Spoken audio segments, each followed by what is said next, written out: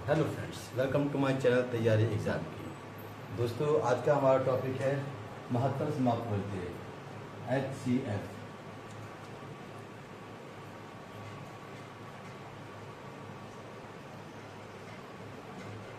महत्तम समाप्त प्रत्यय होता क्या है? अगर हमारे पास 2 या 3 या 4 कोई भी संख्या हैं, कितनी भी संख्या हैं, उनमें वह संख्या जो उन बाकी संख्याओं को काट दे, जिससे बाकी संख्या विभाजित हो जाए, ऐसी संख्या कहलाती है महत्तम समाप्त प्रत्यय। जैसे हमारे पास कोई संख्या है 108 व 140। मान लो ये दो संख्या है हमारे पास, ठीक है। हमें इसका महत्तम समाप्त प्रत्यय ज्ञात करना है। हमें इसका HCF जो है ज्ञात करना है। तो कैसे ज्ञात करेंगे? HCF वह संख्या होगी जो 108 और 140 इन दोनों को विभाजित कर दे। ऐसी बड़ी से बड़ी संख्या जिससे दी हुई दोनों संख्याएं विभाजित हो जाएं, महत्तम समाप्त प्रत्यय कहलाता है। महत्तम समाप्त प्रत्यय निकालने की दो तरीके होते हैं। एक होता है अभाज्य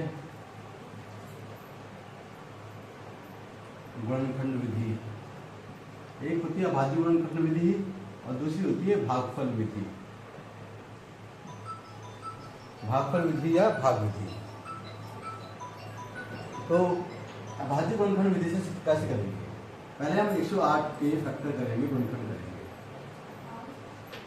गुणनखंड हमेशा अभाज्य संख्याओं में किए जाते हैं। 2 से किया, 2 पंजे 10, 2 चौक 8, 2 दूनी 4, 2 से 14, 3 दूनी 27, 3 तिया 9, 3 एकम 3। तो हमने 108 के जो गुणनखंड किए वो हुए 2 गुणा 2 गुणा 3 गुणा 3 गुणा 3। इसी तरीके से हम 140 के गुणनखंड करेंगे।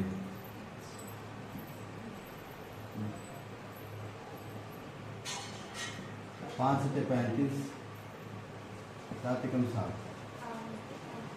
तो 140 के जो गुणनखंड हुए 2 गुणा 2 गुणा 5 गुणा 7। HCF में वे गुणनखंड दिए जाते हैं जो दोनों में ही कॉमन हो। क्योंकि इसका मतलब होता है हाईएस्ट कॉमन फैक्टर्स। जो कॉमन फैक्टर्स हैं उनको एक साथ लिख लिया जाता है, तो इसका HCF हो जाएगा।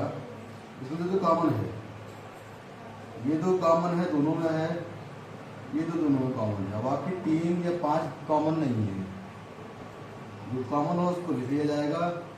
2 कॉमन है 2 बार, तो इसका HCF हो गया 4।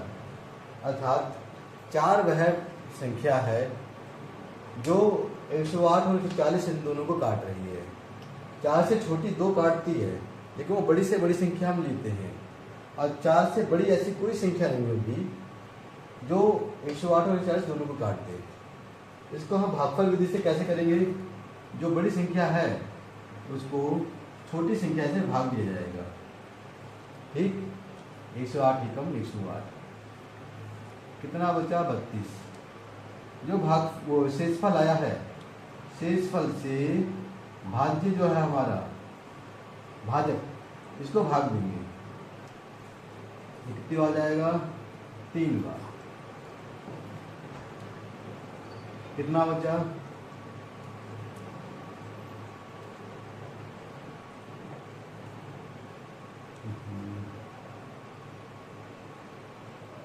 12 बचा। 12 से 32 का भाग देंगे। जो शेष बचता है उसको फिर से उससे ये भाजक है हमारा, इसको भाग दिया जाएगा। 12 को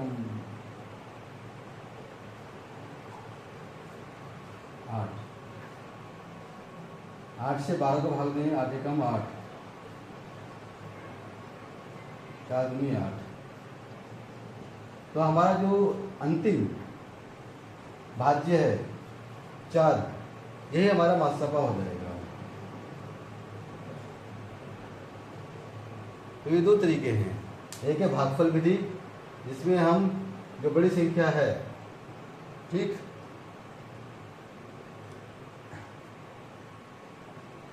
जो बड़ी संख्या है उसको भाज्य मान लेंगे और जो छोटी संख्या है वो भाजक हो जाएगी, फिर भाजक से भाज्य को भाग दिया जाएगा, जो शेष बचेगा उसको उससे भाजक को फिर से भाग देंगे, और ऐसे ही जो शेष बचता रहता है उससे भाजक को भाग देते रहते हैं, और जब लास्ट में कुछ नहीं बचता है वही भाजक हमारा मासापा हो जाता है। तो हमारे पास दो तरीके हैं, एक भाज्य गुणनखंड विधि, इससे भी निकाल सकते हैं, इसमें दोनों संख्याओं का या तीनों संख्याओं का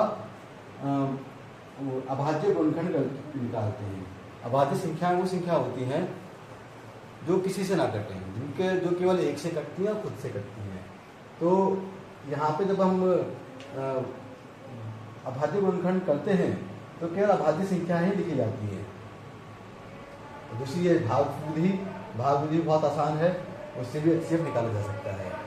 अगर तीन संख्याएं हैं, मान लो हमारे पास तीन संख्या हैं, अभी देखते हैं एक सवाल और।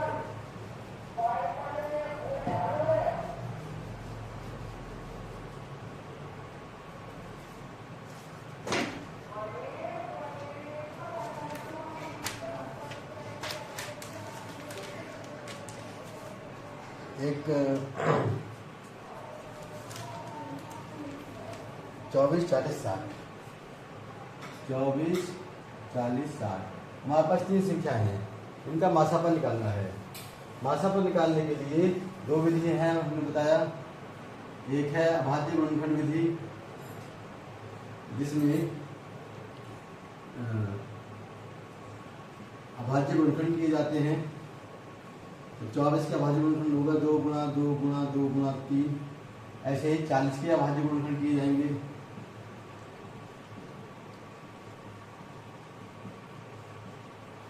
चालीस के अभाज्य गुणनखंड होगा 2 गुणा 2 गुणा 2 गुणा 5, और 60 के अभाज्य गुणनखंड किए जाएंगे।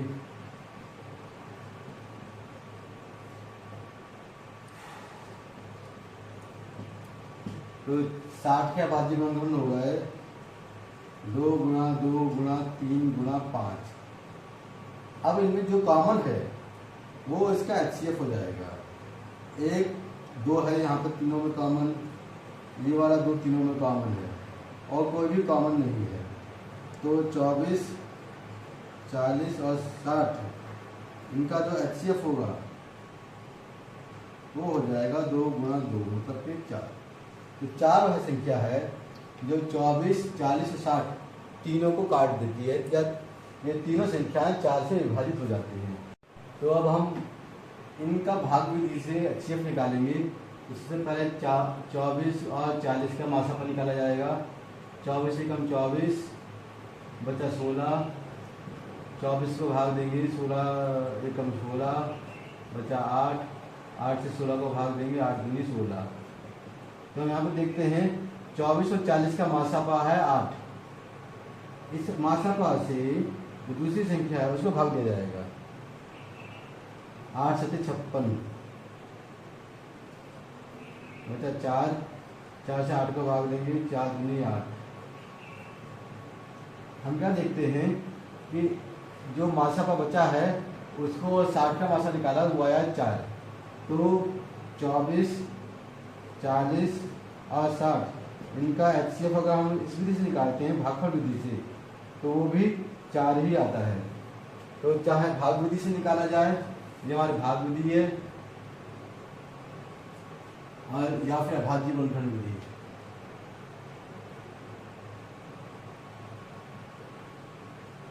हम किसी भी विधि से HCF निकाल सकते हैं जो आपको इजी लगे। HCF निकालने के ये जो सबसे सरल तरीके हैं। आई होप आपको ये अच्छा लगा होगा, और अगर समझ में आया हो तो हमारे चैनल को सब्सक्राइब कर दीजिए, और ऐसी ही अच्छी वीडियो के लिए चैनल को वीडियो को लाइक कर दीजिए। Okay, thanks for watching.